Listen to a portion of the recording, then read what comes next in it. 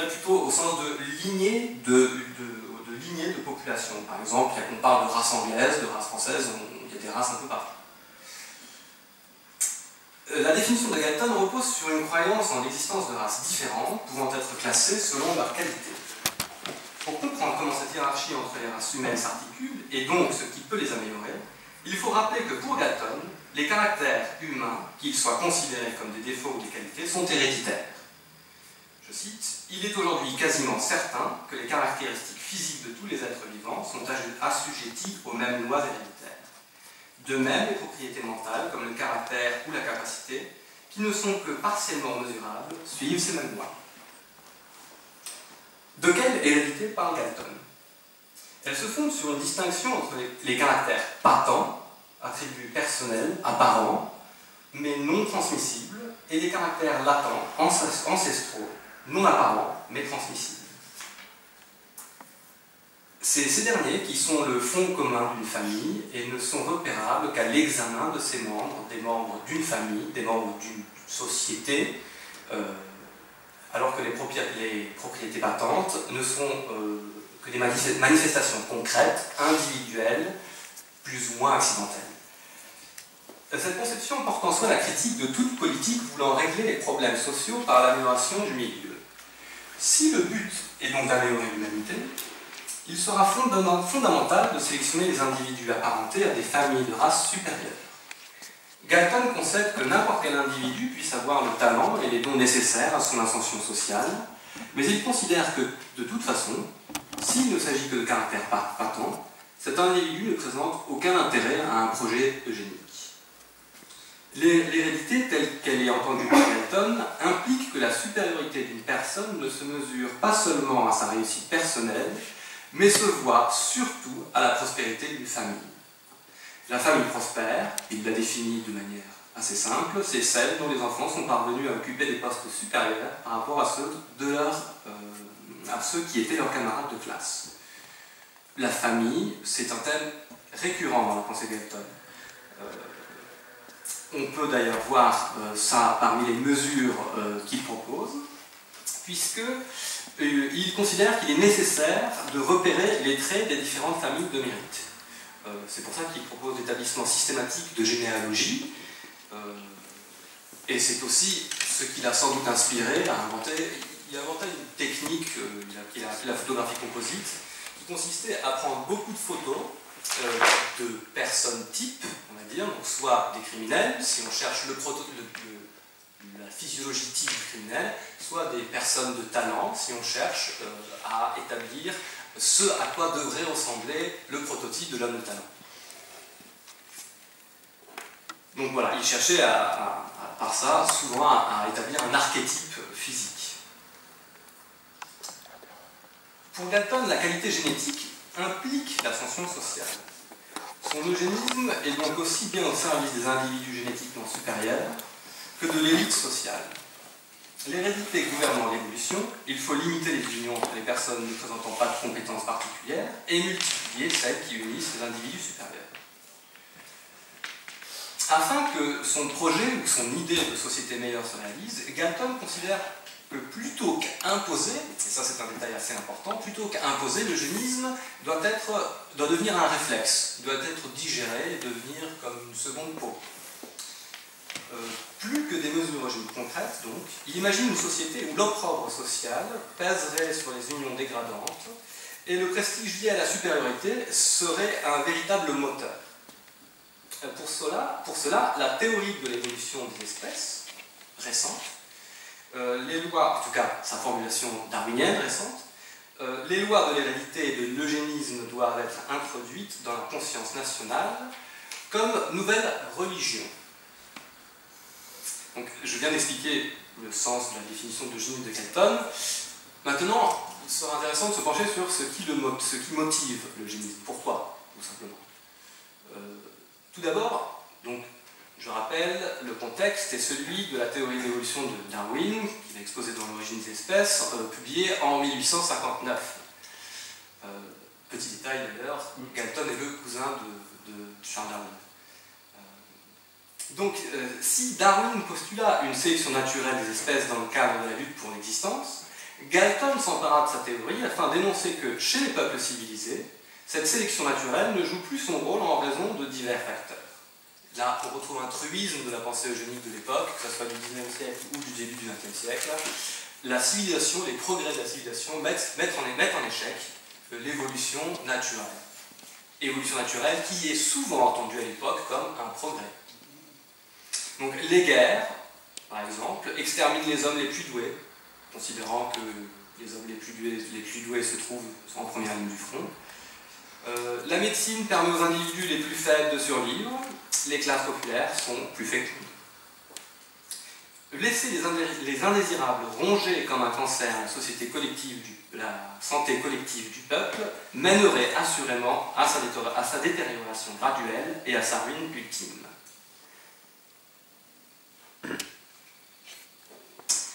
La dégénération de la race anglaise, thème récurrent chez Galton, et thème récurrent dans la fin du XIXe siècle et au début du XXe siècle, l'idée de dégénérescence a été formalisée par un médecin qui s'appelait Morel, mais c'est quelque chose qui traîne dans le XIXe siècle, qui a été théorisé par d'autres personnes aussi. Je ne vais pas la définir précisément, il s'agit juste de considérer que, en général en tout cas, qu'il y a une déviation maladive de la race. Voilà. Donc la dégénération de la race anglaise, thème récurrent chez Galton, appelle directement l'eugénisme à l'aide. Par ailleurs, au-delà de la nécessité de revitaliser la race anglaise, au-delà donc d'une mesure palliative, restauratrice, il s'agit de la réalisation d'un idéal de façonner par la promotion des meilleures races un nouvel être humain. Je cite, « Nos dispositions naturelles actuelles nous rendent incapables d'atteindre l'idéal d'une nation d'hommes résonnant tous par eux-mêmes et par conséquent, l'esclavage moral et intellectuel de la majorité de nos concitoyens doit être admis comme un fait dans tout schéma de politique régénérative. La corruption héréditaire, causée par le barbarisme primaire de notre race, sera à éliminer avant que nos descendants puissent s'élever à la position de membres libres d'une société intelligente. » Fin de citation. L'évolution est aveugle, lente, elle serait plus rapide et plus sûre, en de meilleures mains, si l'intelligence humaine en était l'artisan. Face à ce constat, l'eugénisme devient plus une vocation de l'humanité qu'une science, ou plutôt une vocation reposant sur une science. La conclusion de Inquiries into Human Faculty and its Development nous paraît à ce titre révélatrice. Galton y insiste sur la signification religieuse de la doctrine de l'évolution qui impose à l'homme un devoir moral. Ce sont des termes qu'il emploie. Un devoir moral, celui de poursuivre le développement que la nature a entamé, d'achever à nouveau, en lui donnant une direction plus saine, le travail de la nature. Dans cet exposé de différentes conceptions de l'eugénisme, ou plutôt de cet exposé, je vous propose de retenir deux choses. C'est que d'abord, l'eugénisme, c'est quelque chose d'assez divers. Il n'y a pas un eugénisme, il y a des eugénismes. Mais ensuite, il me semble qu'ils répondent toujours à une même structure, faire de l'homme le moyen d'une fin. Ainsi, par exemple, de Platon, qui se sert de l'homme comme d'un moyen pour construire la cité idéale, mais aussi de Galton, dont le projet général consiste à traduire l'idée de progrès dans la chair de l'homme. Je vais passer à ma seconde partie, où je présenterai quelques exemples de mesures de la première moitié du XXe siècle. Je vais commencer par le cas de la France. En France, alors le cas de la France est un peu particulier dans la littérature eugénique, puisque on ne trouve pas de mesures type. D'habitude, on associe l'eugénisme à des mesures comme la stérilisation, l'euthanasie. En France, le contexte est différent. Les historiens sont d'accord pour insister sur le fait que ce qui domine la pensée scientifique française à l'époque, c'est l'hygiénisme plutôt que l'eugénisme et un néo-lamarckisme. La perspective pourtant n'est pas si différente, puisque le but de l'eugénisme, quelque part, est le même, ce sont simplement les moyens qui changent. L'eugénisme insiste plutôt que sur l'hérédité et donc le travail, l'accouplement ou le travail de l'hérédité humaine, insiste sur le milieu. Donc il faut modifier le milieu dans un sens plus favorable il faut modifier le milieu pour que l'homme évolue dans un sens plus favorable, aussi bien physiquement que moralement. Donc on va se concentrer par exemple sur l'alimentation, le logement, les conditions de vie en général. À ce titre donc, on peut considérer, on peut inclure dans les mesures d'inspiration hygiéniste, mais dont le but est donc eugénique, des mesures qui, de prime abord, paraîtraient ne pas avoir grand-chose avec. Par exemple, nous pouvons penser aux travaux haussmanniens, donc de 1850 environ à 1870, de la transformation de Paris. Il n'y avait pas simplement des motivations hygiénistes, mais elles étaient là aussi. Et la division de Paris en 3 zones concentriques, avec des grandes avenues, on connaît à peu près tous à quoi ça ressemble, répondait à un impératif, et c'était de faire circuler l'air, afin d'évacuer les miasmes. À l'époque, on considérait que les maladies étaient liées au miasme, et c'est pour ça qu'il fallait faire circuler l'air, pour assainir le milieu. Ensuite, on pourrait mentionner la lutte contre l'alcoolisme. Elle est d'ailleurs à l'époque de manière quasiment, l'alcoolisme est d'ailleurs à l'époque de manière quasiment unanime considéré comme un facteur de dégénérescence. Une loi donc du 16 mars 1915 interdit la fabrication, la vente en gros et en détail, ainsi que la circulation de l'absinthe et des liqueurs similaires. Nous pouvons aussi mentionner les lois du 5 avril 1928 et du 30 avril 1930 sur la sécurité sociale, ou la loi du 11 mars 1932 qui rend obligatoire pour les employeurs la filiation aux cases de locution familiale. L'eugénisme a trouvé un début d'institutionnalisation à travers la Fondation française pour l'étude des problèmes humains. C'est un établissement public de l'État créé sous l'impulsion d'Alexis Carrel en 1941. Le but de la fondation a 2 tâches. D'abord, étudier sous tous les aspects les mesures propres à sauvegarder, améliorer et développer la population française, et synthétiser les efforts poursuivis en dehors d'elle ou dans son sein, et développer la science de l'homme. Le secrétaire général de l'équipe Population, Robert Gessin, dit, je cite, « L'équipe Population que l'on m'a demandé de former ici a pour l'objet l'étude et l'inventaire de la population française au point de vue de la quantité et au point de vue de la qualité. Il entre également dans son but la recherche des applications pratiques qui résultent de ces 2 problèmes. L'accroissement du nombre qui pose les problèmes de la natalité et de la mortalité, et l'augmentation de la qualité humaine, nous entrons là sur le terrain des questions de l'hérédité et de l'eugénique. » En 1942, sur un budget de 280 000 francs, seulement 50 000 en furent consacrés à l'eugénisme, ce que l'historien Alain Bourard interprète comme une certaine frilosité. Je note qu'on connaît tous en fait ce qui est devenu la Fondation française pour l'étude des problèmes humains, puisqu'en 1945, elle est devenue l'Institut national d'études démographiques. Je n'insinue pas par là qu'il y aurait des continuités, c'est un autre propos.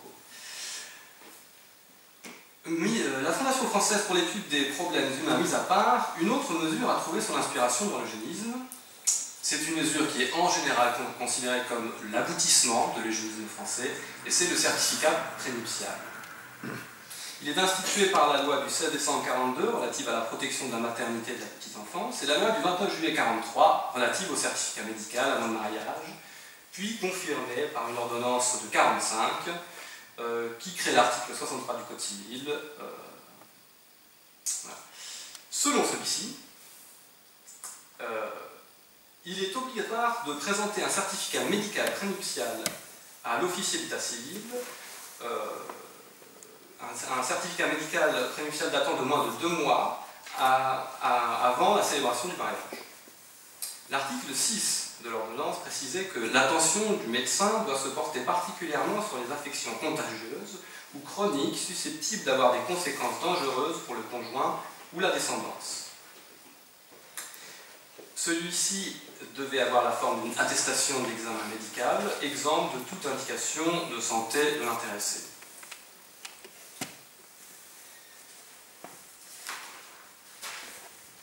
Je passe les détails des examens et quels étaient ces examens-là. Le médecin communiquait, une fois les examens faits, le médecin communiquait à la personne examinée ses constatations ainsi que les résultats des examens effectués. Dans les cas graves, il devait le faire par écrit, et en cas d'antécédent, il devait orienter l'intéressé vers une consultation spécialisée ou un dépistage particulier.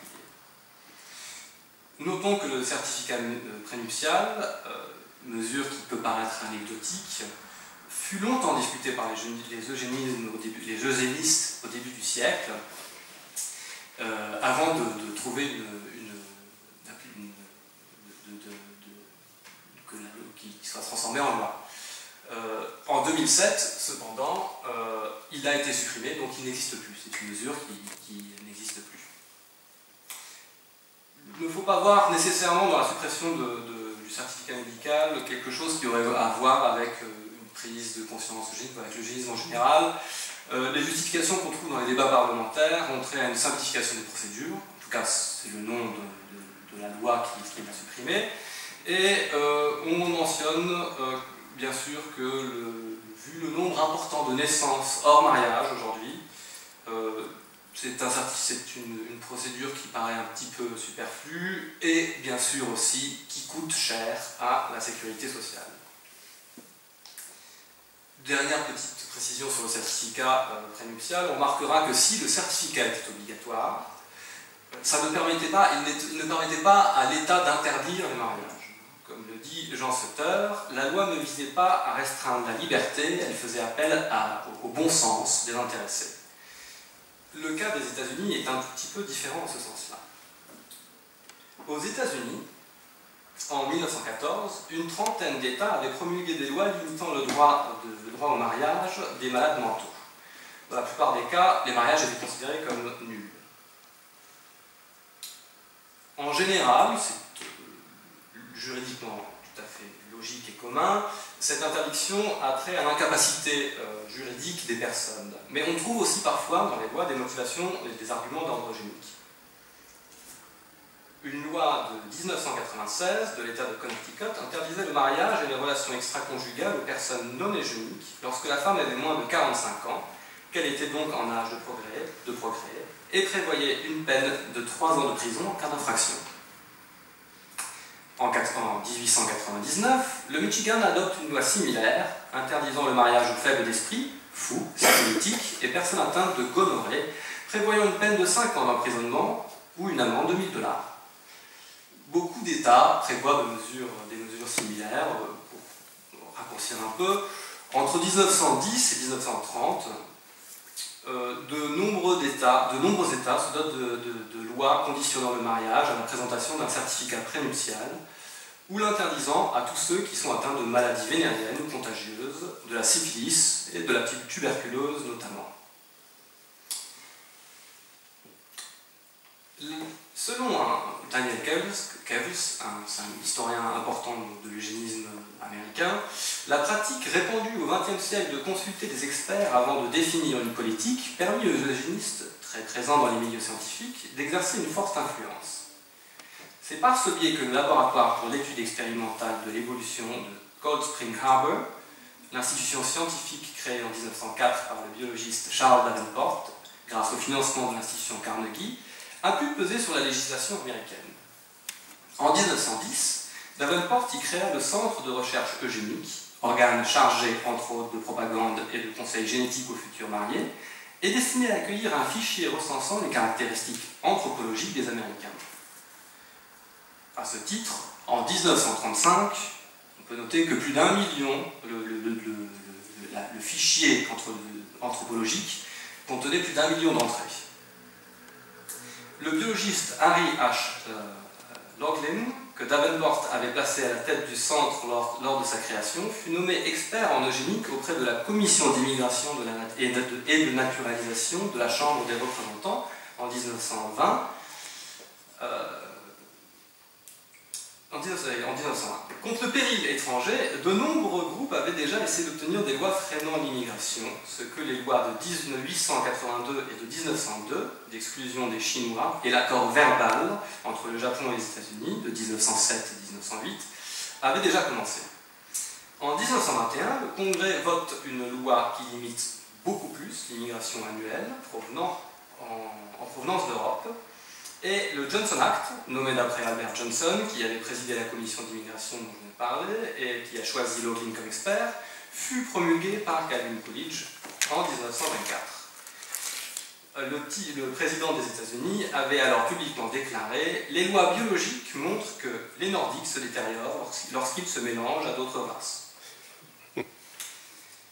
La loi visant à protéger l'hérédité humaine fit descendre donc cette deuxième loi de 1924 encore plus la barre qui restreignait l'immigration. En ce qui concerne les mesures plus drastiques, les États-Unis aussi ont connu de nombreuses lois de stérilisation obligatoire, la première ayant été adoptée en 1907 dans l'Indiana. 2 ans plus tard, en 1909, c'est au tour des États de Washington, du Connecticut, de la Californie d'adopter des lois similaires. En 1911, c'est le tour du Nevada, de l'Iowa, du Kansas. En 1917, 15 autres États s'étaient armés de telles lois, et en 1950, plus de la moitié des États-Unis, soit plus d'une trentaine d'États, possédaient des lois de stérilisation obligatoire. En général, l'opération prévue était la vasectomie ou la salpingectomie, parfois la castration. La procédure habituelle consistait en la transmission d'un rapport établi par sur un candidat par le comité directeur ou médical de l'asile ou de la prison au bureau officiel de l'État qui autorisait ou refusait la stérilisation. Il y avait un système de protection judiciaire, je ne vais peut-être pas rentrer dans les détails, on pouvait faire appel des décisions tout simplement, et cela en général suivait les procédures habituelles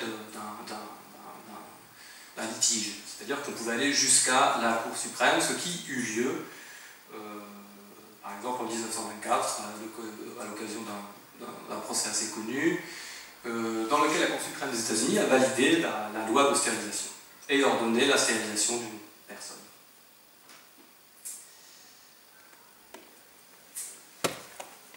Presque toutes les lois de stérilisation obligatoires dont j'ai parlé s'appliquaient aux criminels récidivistes, aux délinquants sexuels, aux épileptiques, aux malades mentaux et aux idiots internés dans des asiles publics. On peut se demander pourquoi autant de catégories qui nous paraissent aujourd'hui assez différentes sont jointes les unes aux autres, mais cela paraît logique et c'est expliqué lorsque l'on réalise qu'à l'époque, l'opinion courante était que tout comportement antisocial relève de l'hérédité. C'est ce qu'illustre un projet de loi de Laughlin dont j'ai parlé, un projet type de loi qu'il proposait aux États intéressés. Alors je cite ce projet puisqu'il a eu du succès au sens où l'Allemagne s'en est fortement inspirée. Est socialement inapte toute personne qui, par son propre effort, est incapable de façon chronique, par comparaison avec les personnes normales, de demeurer un membre utile de la vie sociale organisée dans l'État. Les classes sociales inaptes sont les suivantes. 1. Les débiles mentaux. 2. Les fous, y compris les psychopathes. 3. Les criminels, y compris les délinquants et les dévoyés. 4. Les épileptiques. 5. Les ivrognes, y compris les habitués de la drogue. 6. Les malades, tuberculeux, syphilitiques, lépreux et autres atteints de maladies chroniques, infectieuses et également dépistables. 7. Les aveugles. 8. Les sourds. 9. Les difformes. 10. Les individus à charge, y compris les orphelins, les cons à rien, les gens sans domicile, les cheminots et les indigents. Donc, comme je disais, ce projet-là ne fut jamais adopté, mais il servit d'inspiration à la loi allemande de prévention des naissances héréditairement malades en 1939. D'ailleurs, Laughlin a été nommé au docteur honoris causa de l'université d'Heidelberg en 1936. Quant aux chiffres, le nombre de stérilisations varie selon les auteurs. On s'accorde en général à affirmer que c'est dans les années 30, que c'est à partir des années 30 que le nombre de stérilisations décolle vraiment. Entre 1907 et 1949, 50 000 personnes environ avaient été stérilisées, et en 1960, 60 000 environ. La plupart le furent en tant que fous, débiles, épileptiques, délinquants sexuels et criminels, certains parce qu'ils étaient atteints de la Corée de Huntington ou de trisomie 21. Plus de la moitié, en général, plus de la moitié furent des femmes et en général comprises entre 11 et 20 ans. Un petit détail aussi croustillant, notons que Loughlin était épileptique, si mes souvenirs sont bons. À travers les exemples de la France et des États-Unis, j'ai cherché à montrer la diversité des mesures légales, concrètes, qu'on peut rattacher à l'eugénisme. Je ne vais pas parler de l'Allemagne nazie, même si elle constitue l'exemple le plus connu de l'eugénisme, et c'est à dessein. En effet, peut-être qu'à trop insister sur le cas de l'Allemagne, on favorise la confusion entre eugénisme et nazisme. Si le nazisme est un eugénisme, l'eugénisme n'est pas forcément un nazisme. Là, il y a une différence radicale à faire. L'eugénisme ne se traduit pas nécessairement par l'extermination d'une catégorie de personnes. On a vu des mesures qui n'ont pas grand-chose à voir. En revanche, la politique de pureté raciale du Troisième Reich, elle a mené à une extermination massive d'handicapés physiques et mentaux, de juifs, de tziganes. Face à l'ampleur de l'horreur, les nations de l'Alliance ont senti le besoin d'affirmer avec force la valeur de la vie humaine.